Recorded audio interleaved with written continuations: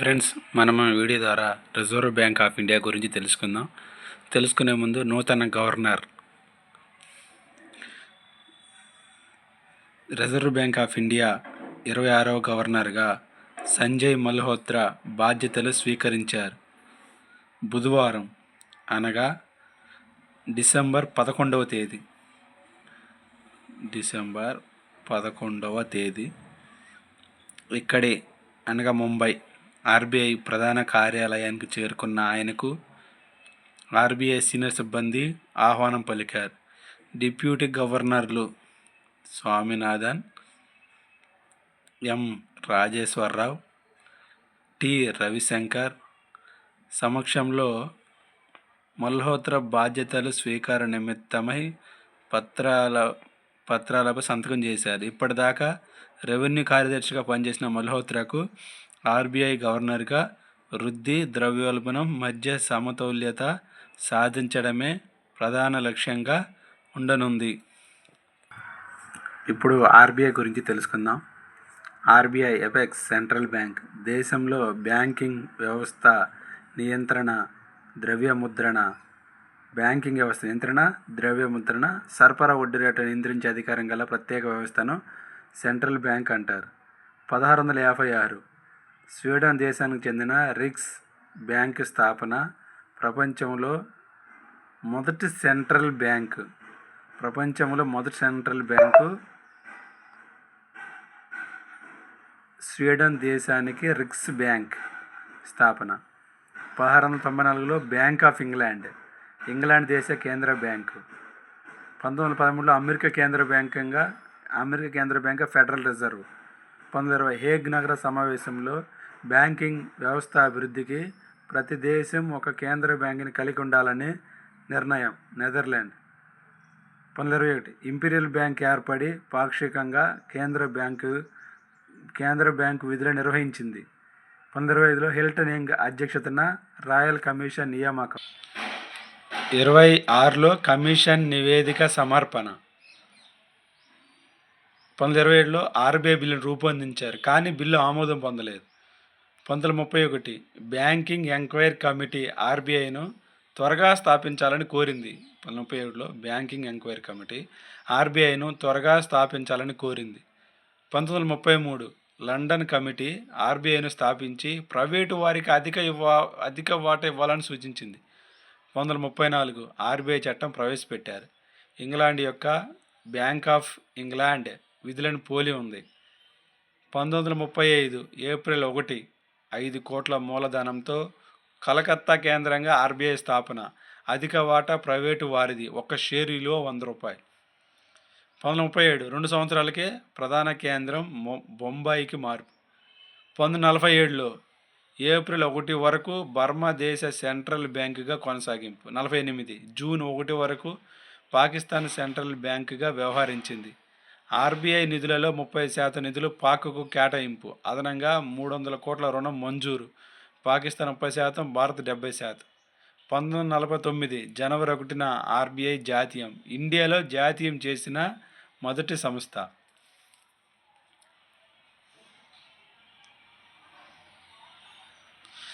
దేశ సంక్షేమం, ప్రజా సంక్షేమం దృష్ట్యా ప్రైవేటు సంస్థలు లేదా ప్రైవేటు వాటాను లేదా ప్రైవేటు ఆస్తులను గవర్నమెంట్ స్వాధీనపరచుకునే ప్రక్రియను జాతీయకరణ అంటారు. ఆర్బీఐ పాలక మండలిలో సభ్యుల సంఖ్య 20. ఒక గవర్నర్, 4 డిప్యూటీ గవర్నర్లు, 15 మంది డైరెక్టర్లు ఉంటారు. మొదటి RBI governor sir Osborne Smith. మొట్టమొదటి భారతీయ RBI governor sir C D Deshmukh. జాతీయం చేసినప్పుడు గవర్నర్గా వ్యవహరించిన వ్యక్తి. ఎక్కువ కాలం పనిచేసిన వ్యక్తి సర్ బి రామారావు. 15వ గవర్నర్ మన్మోహన్ సింగ్. 21వ గవర్నర్ వై వేణుగోపాలారెడ్డి, మొదటి తెలుగువాడు. 22వ గవర్నర్ దువ్వూరి సుబ్బారావు, రెండవ తెలుగువాడు. 23వ గవర్నర్ రఘురామ్జీ రాజన్. 24వ గవర్నర్ ఉర్జిత్ పటేల్. 25వ గవర్నర్ శక్తికాంత దాస్. 26వ గవర్నర్ ఇప్పుడే చూసాం సంజయ్ మల్హోత్రా డిసెంబర్ 11న బాధ్యతలు స్వీకరించారు. 2024. ప్రధానమంత్రి అధ్యక్షతన గల క్యాబినెట్ కమిటీ ఆన్ అపాయింట్మెంట్స్ గవర్నర్ను ఎంపిక చేస్తారు. 1975 నుండి ఆర్బీఐ బులెటిన్ పేరుతో మాసపత్రికను ముద్రిస్తుంది. ప్రతి సంవత్సరం annual report and report on trends and progress of banking India నివేదికల విడుదల. గవర్నర్ సాధారణ పదవులు 5 సంవత్సరాలు లేదా అంతకన్నా తక్కువ. దేశవ్యాప్తంగా 27 ప్రాంతీయ కేంద్రాలు, 6 శిక్షణ కేంద్రాలు గలవు. Reserve bank of staff college Chennai, college of agriculture banking Pune, national institute of banking management Pune, Indira Gandhi institute of development research Mumbai, institute for development and research in banking technology Hyderabad, RBI academy Mumbai. తెలంగాణలో ప్రాంతీయ కార్యాలయం హైదరాబాద్లో కలదు. ప్రస్తుత డిప్యూటీ గవర్నర్లు రవిశంకర్, ఎండి పాత్ర, రాజేశ్వరరావు, మహేష్ కుమార్ జైన్. రీసెంట్గా స్వామినాథన్ డిప్యూటీ గవర్నర్గా జాయిన్ అవ్వడం జరిగింది. విజయవాడలో నూతన ఆర్బీఐ ప్రాంతీయ కార్యాలయం ఏర్పాటుకు అంగీకారం. ఆర్బీఐ మిగులు నిధులు సెక్షన్ 7 వివాదం. 2018 ఆర్బీఐ వద్ద గల మిగులు నిల్వలను లెక్కించి కేంద్ర ప్రభుత్వానికి డివిడెండ్ రూపంలో చెల్లించుటకు తగిన విధి విధానాలను రూపొందించుటకై బిఎంఎల్ జలాన్ అధ్యక్షతన ఎకనామిక్ క్యాపిటల్ ఫ్రేమ్వర్క్ కమిటీ నియామకం. ఆర్బీఐ ఈ కమిటీని నియమించింది. ప్రస్తుతం ఆర్బీఐ వద్ద గల 9,60,000 కోట్ల మిగులు కలవని అంచనా. ప్రపంచవ్యాప్తంగా కేంద్ర బ్యాంకులు ముందస్తు జాగ్రత్తగా 14% నిల్వలు ఉంచుతాయి. కానీ ఆర్బీఐ 25% పైగా నిల్వలను కలిగి ఉంది. కావున అదనపు నిల్వలను కేంద్ర ప్రభుత్వానికి చెల్లించవలెనని కేంద్ర ఆర్థిక మంత్రిత్వ శాఖ పేర్కొంది. గతంలో ఈ విషయంలో ఉర్జిత్ పటేల్ ప్రభుత్వ నిర్ణయాన్ని వ్యతిరేకిస్తూ గవర్నర్ పదవికి రాజీనామా చేశారు. ఆర్బీఐ అంతర్గత విషయాలలో ప్రభుత్వం జోక్యం ఉండరాదని కేంద్ర బ్యాంకు కోరుతుంది. బిఎంఎల్ జలాన్ ప్రధాన సిఫారసులు. 2018-19 సంవత్సరానికి డివిడెండ్ రూపంలో 1,76,000 కోట్లు కేంద్ర ప్రభుత్వానికి చెల్లించాలి. ఆర్బీఐ ఆర్థిక సంవత్సరం ఏప్రిల్ 1కు మార్చాలి. అంతకుముందు జూలై టు జూన్ ఉండేది. 2021-2022 నుండి ఆర్థిక సంవత్సరం అనేది మార్చుకుంది. ఆర్బీఐ మరియు కేంద్ర ఆర్థిక శాఖ పరస్పర సహకారం, నమ్మకం ఉండాలి. ప్రతి 5 సంవత్సరాలకు ఎకనామిక్ క్యాపిటల్ ఫ్రేమ్వర్క్ను సమీక్షించాలి. ఆర్బీఐ ఆస్తులు, అప్పుల పట్టికల భవిష్యత్ ఆస్తుల దృష్ట్యా 5.5 నుండి 6.5 వరకు కంటింజెన్సీ రిస్క్ బఫర్ నిధులను కలిగి ఉండాలి. ఆర్బీఐ మిగులు నిల్వలను కమిటీ లెక్కించలేదు. నోటు 2022-23 డివిడెండ్ రూపంలో 87,416 కోట్లు, 2021-22 డివిడెండ్ రూపంలో 30,000 కోట్లు చెల్లించారు. 2023-24లో దాదాపు 2,00,000 కోట్లు డివిడెండ్ రూపంలో చెల్లించారు. 2.11 2,11,000 కోట్లు చెల్లించడం జరిగింది. ఆర్బీఐ అనుబంధ సంస్థలు డిఐసి, జీసీ, 2 ఎన్హెచ్పి ప్రస్తుతం కేంద్ర ప్రభుత్వ సంస్థగా మారింది. నాబార్డ్ కేంద్ర ప్రభుత్వ సంస్థగా మారింది. BRB NML reserve bank information technology private limited. 6వది Indian financial technology and allied services.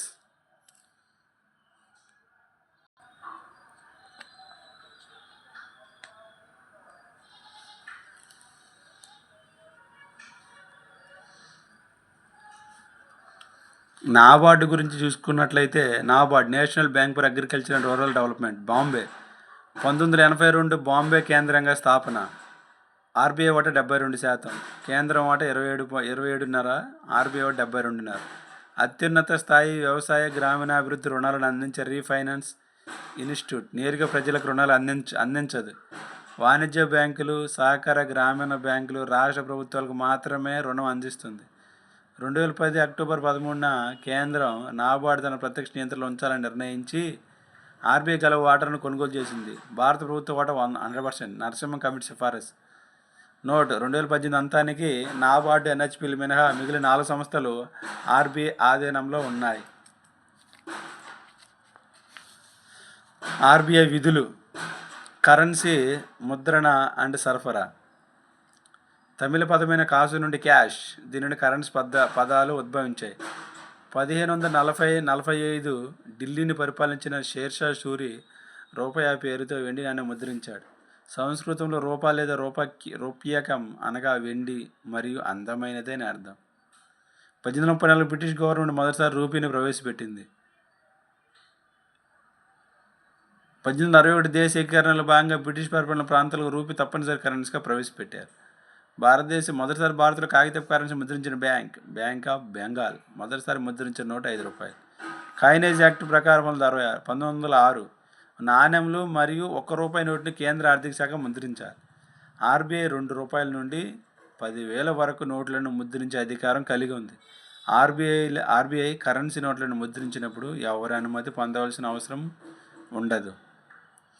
₹1 నోటుపై కేంద్ర ఆర్థిక శాఖ కార్యదర్శి సంతకం ఉంటుంది. ప్రస్తుత కార్యదర్శి టీవీ సోమనాథ్. కాగిత నోటుపై సంతకం చేయుటను ఐఓయు సిద్ధాంతం అందరు. చట్టబద్ధత వలన ద్రవ్యంగా చలామణి అవుతున్న నగదును ఫియట్ మనీ అందరు. చట్టబద్ధ ద్రవ్యం. ఉదాహరణ కాగిత కరెన్సీ. 1953 నుండి భారత పార్లమెంటు అశోక్ చక్రను ముద్రణ గల కాగిత నోట్లు ప్రవేశపెట్టారు. 1996 నుండి Mahatma Gandhi series, MG series అంటారు. 1957 నుండి దశాంశ పద్ధతి అమలు. ₹1 100 ప్రారంభం.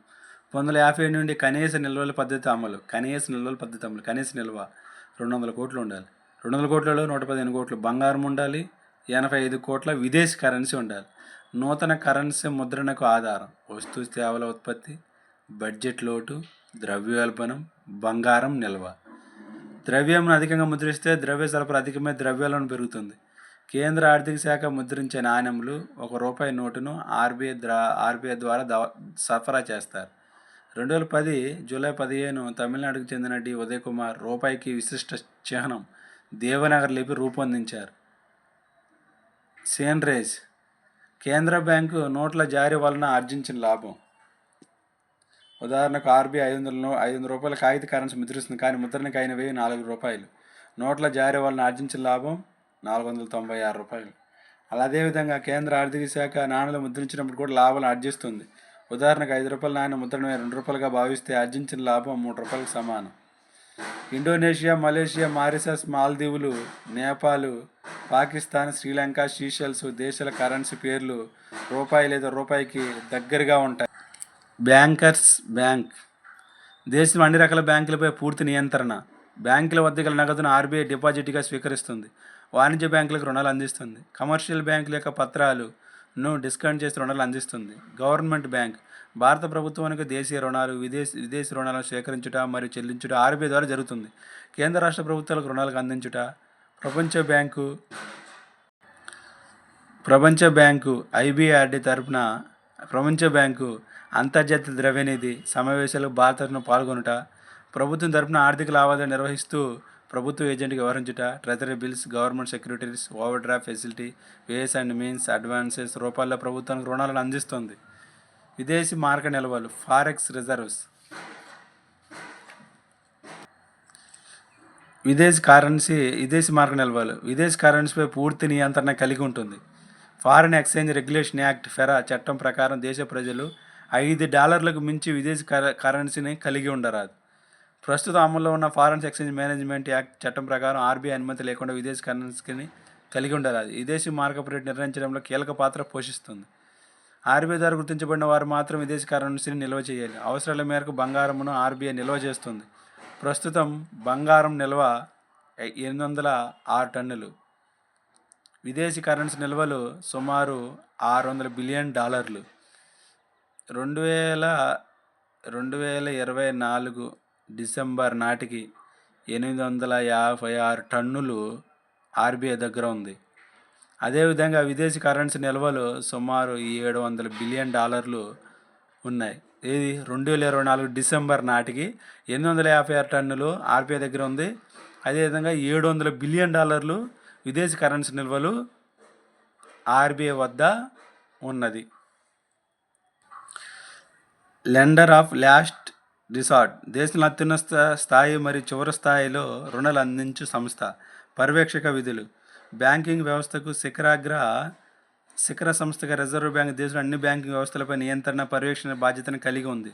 తద్వారా డిపాజిటర్ల ప్రయోజనాలు కాపాడమే కాకుండా బ్యాంకులు తమ విధులను సమర్థంగా నిర్వర్తిస్తూ ఆర్థిక అభివృద్ధికి తోడ్పడే విధంగా తీసుకుంటుంది.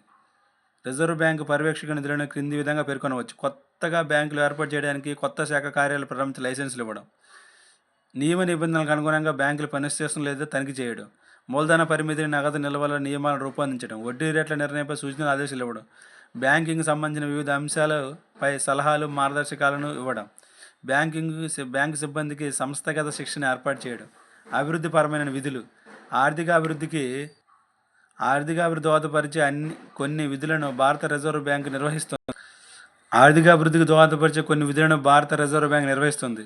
వ్యవసాయం, పరిశ్రమలు, వ్యవస్థాపన రంగం అభివృద్ధికి అవసరమైన చర్యలను ప్రత్యక్షంగా, పరోక్షంగా చేపడుతుంది.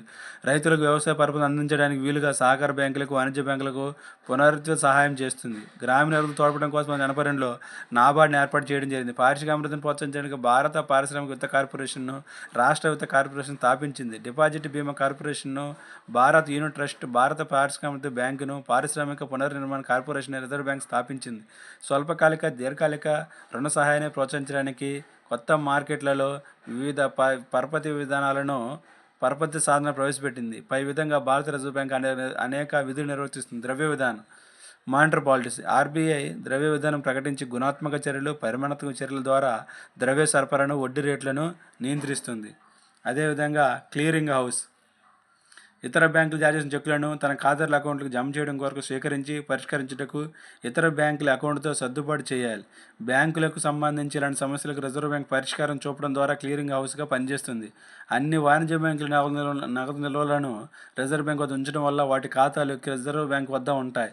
కాబట్టి చెక్కుల క్లియరింగ్ సులభంగా జరుగుతుంది. ఆయా బ్యాంకుల ఖాతాలో డెబిట్, క్రెడిట్ చేయడం ద్వారా రిజర్వ్ బ్యాంకు ఈ సమస్యను పరిష్కరిస్తుంది. Okay, thank you friends.